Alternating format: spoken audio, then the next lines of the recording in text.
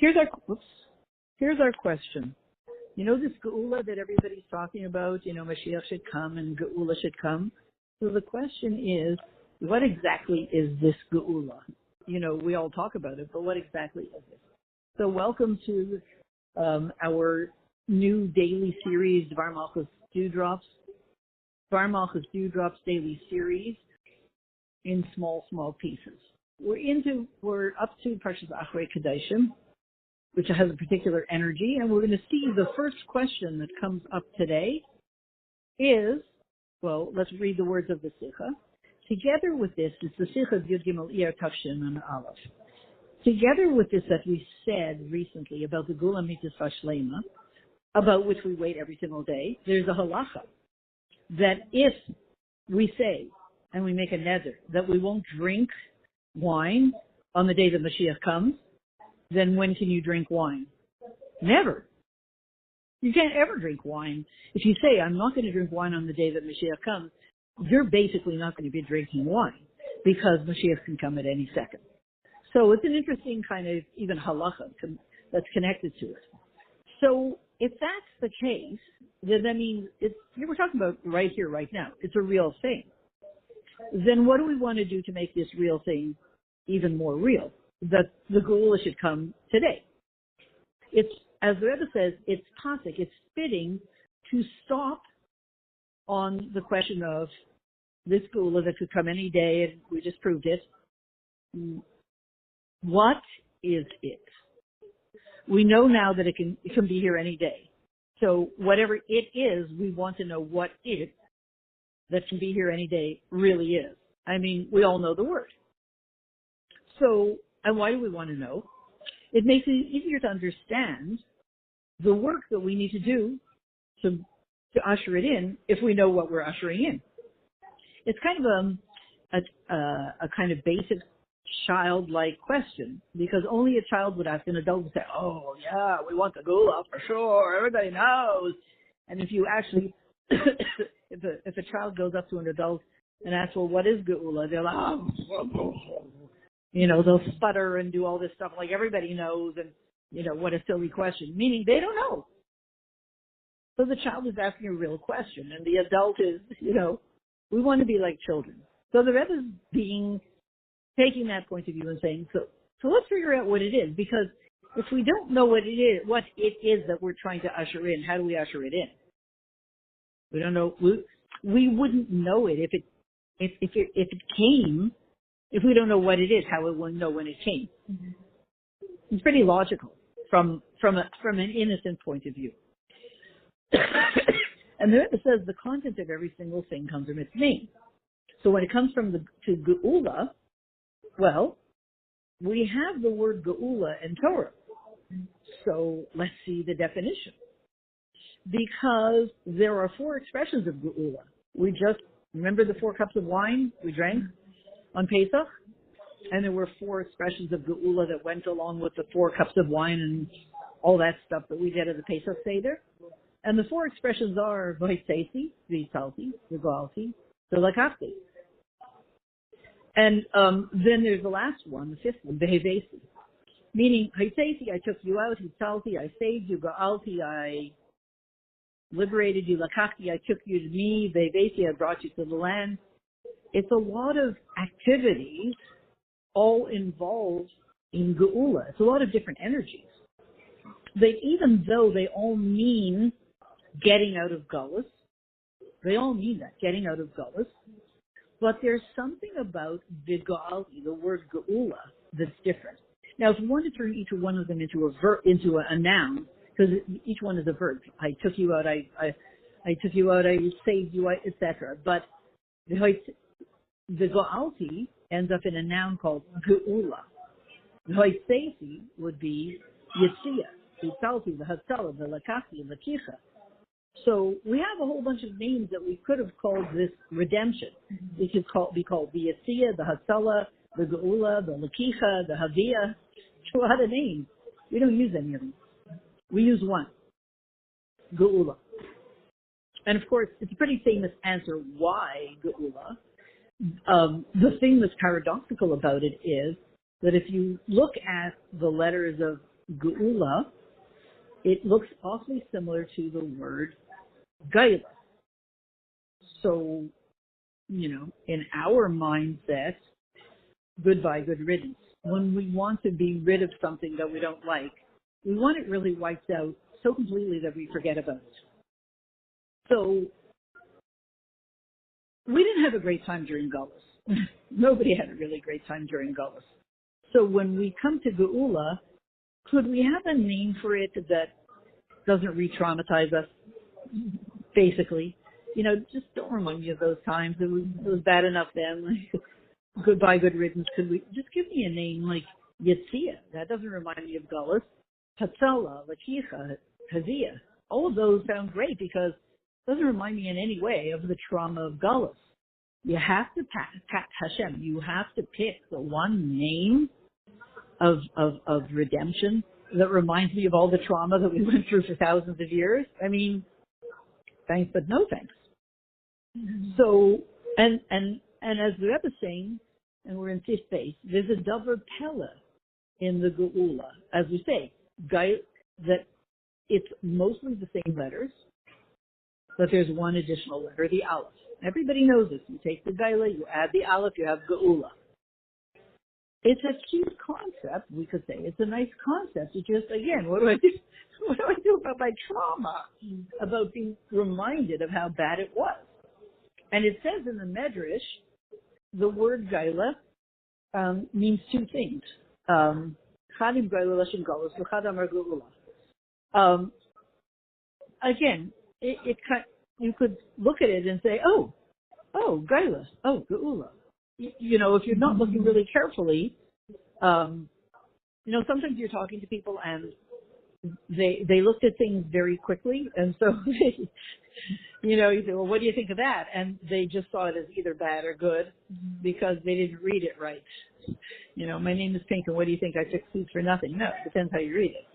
What do you think? I fix suits for nothing. So it's very interesting. If you add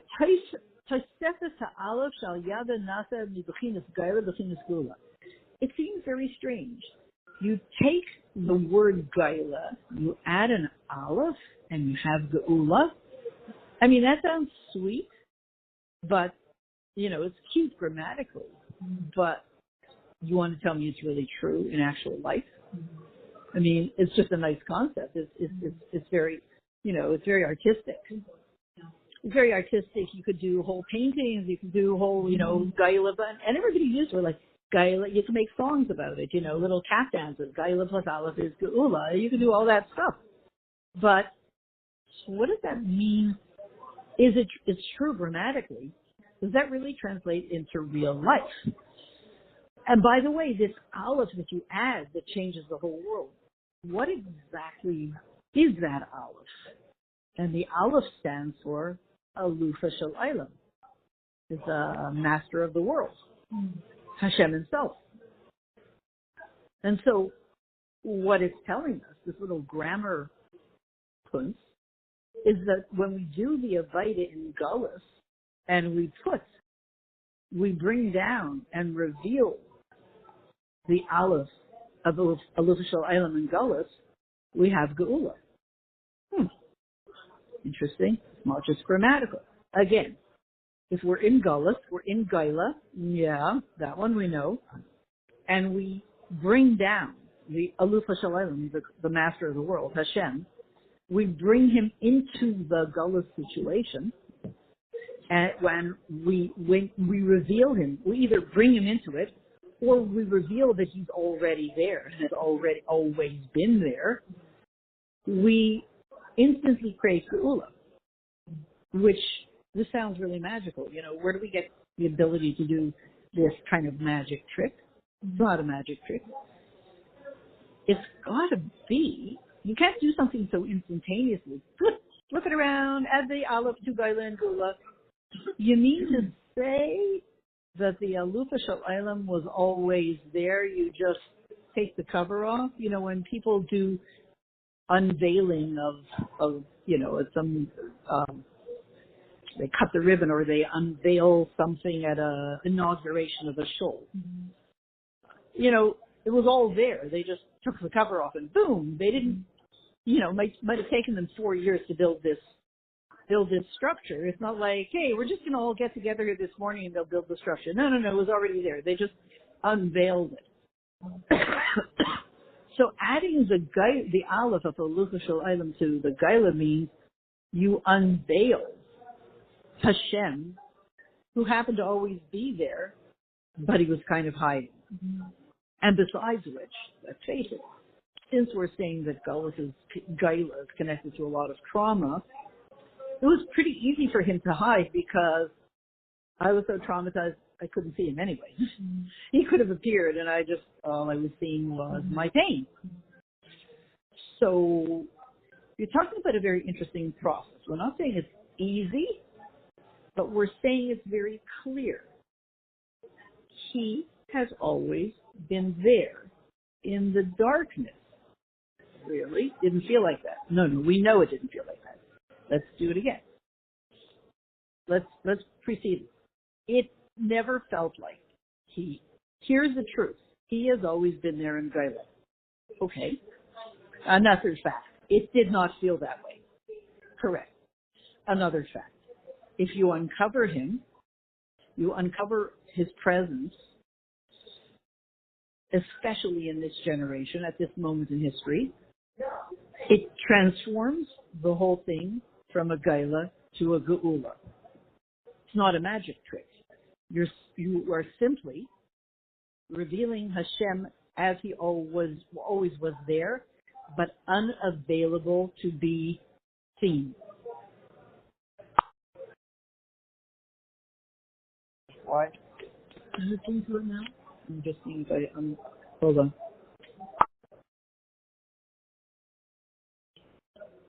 So we're going to end off until our next installment tomorrow with one piece here at the end of this bit.